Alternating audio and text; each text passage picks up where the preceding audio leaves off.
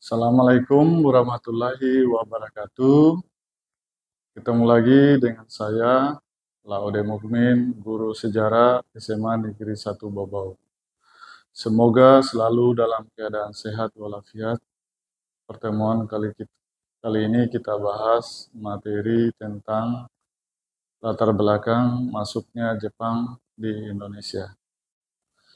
Latar belakang kedatangan Jepang di Indonesia berkaitan dengan ideologi Hakko Ichiyo yang dianut pemerintah Jepang.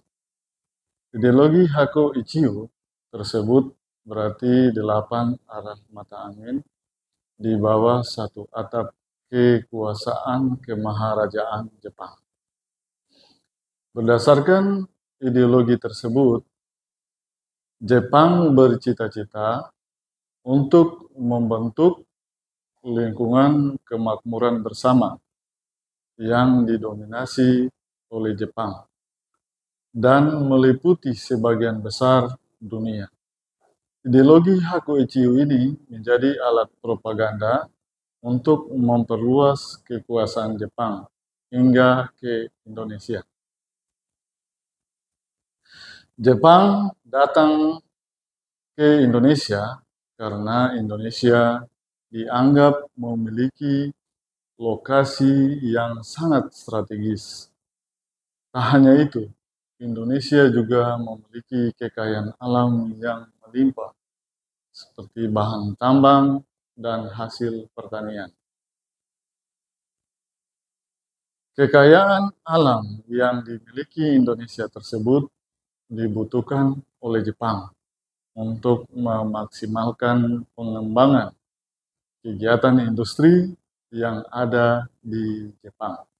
Wilayah pertama yang dijadikan sasaran pertama oleh Jepang adalah Tarakan yang terletak di Kalimantan Timur. Hal tersebut karena Tarakan memiliki sumber daya minyak yang sangat melimpah. Setelah Tarakan, kemudian Jepang mulai menyerang Balikpapan, Pontianak, Samarinda, lalu meluas hingga Pulau Jawa. Pada tanggal 7 Desember 1941, Jepang menyerang Pearl Harbor yang merupakan pangkalan Angkatan Laut Amerika Serikat di Hawaii.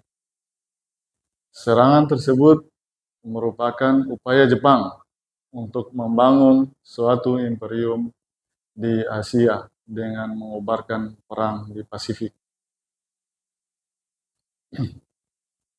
Jepang kemudian menyerbu Indonesia dengan mendarat di Tarakan, Kalimantan Timur, pada tanggal 11 Januari 1942. Kedatangan Jepang ini membuat pihak Belanda merasa terancam karena beberapa daerah Indonesia berhasil Jepang merebut kekuasaan.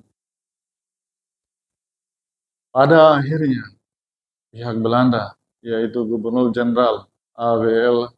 Djardja van Starkenborgh Stadtholder, mengaku menyerah tanpa syarat kepada Jepang lewat perjanjian Kalijati pada tanggal 8 Maret 1942.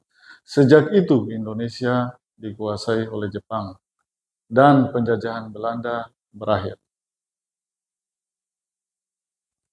Saat menguasai Indonesia, Jepang tak mempunyai banyak perlawanan. Masyarakat Indonesia menyambut kedatangan bala tentara Jepang dengan perasaan senang. Ini lantaran mereka mengira Jepang telah membebaskan bangsa Indonesia dari masa penjajahan Belanda. Pemerintah militer Jepang bersikap baik terhadap bangsa Indonesia dengan mengaku sebagai saudara tua bangsa Indonesia. Namun sayang, hal ini berubah usai beberapa waktu menduduki Indonesia. Hal ini disebabkan karena Jepang mengetahui harapan yang besar dari bangsa Indonesia untuk mencapai kemerdekaan. Mereka mulai menciptakan propaganda-propaganda untuk menaruh kepercayaan pada hati bangsa Indonesia. Upaya-upaya berlaku baik terus dilakukan. Pemerintah militer Jepang dengan membentuk organisasi yang akan memperkuat keyakinan Indonesia bahwa Jepang berada di pihaknya. Propaganda terkenal yang diusung Jepang adalah gerakan 3A, yakni Jepang Pelindung Asia, Jepang Pemimpin Asia, Jepang Cahaya Asia. Tetapi gerakan 3A hanya bertahan sementara. Penyebabnya adalah kurangnya simpati masyarakat Indonesia terhadap gerakan tersebut. Demikianlah ulasan latar belakang masuknya Jepang ke Indonesia. Semoga bermanfaat.